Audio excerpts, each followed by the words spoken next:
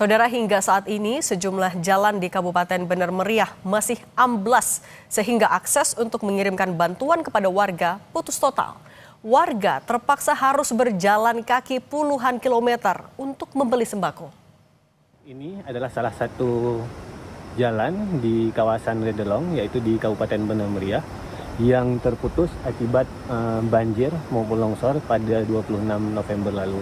Saat ini memang belum adanya sentuhan alat berat di jalan ini, padahal jalan ini merupakan salah satu jalan penghubung antara Kabupaten Bener Meriah dan Kabupaten Biren ataupun Kabupaten Aceh Tengah maupun di kecamatan-kecamatan yang ada di Kabupaten Bener Meriah.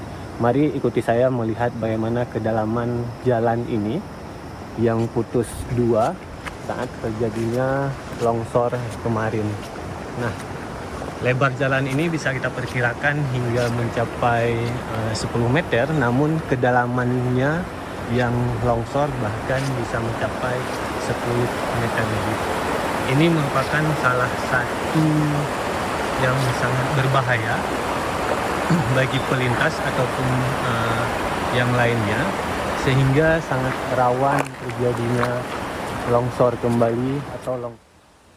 Jalan yang amblas akibat banjir dan longsor ini berdampak pada sulitnya akses pengiriman bantuan untuk warga di Kabupaten Bener Meriah. Warga nekat menerobos perbukitan yang terjal dan berlumpur dengan berjalan kaki selama berjam-jam untuk mendapatkan bahan makanan pokok.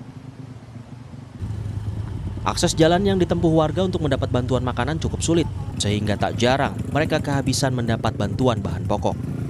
Bantuan nggak ada, disuruhnya ke situ, itu nggak ada. Pokoknya kami berapa hari, udah mau seminggu kami makanan kami nggak ada apanya.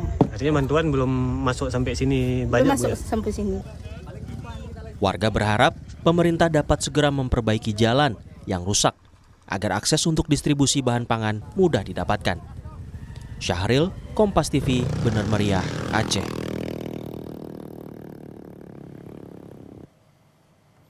Polisi menetapkan 2 tersangka dalam kasus penipuan berkedok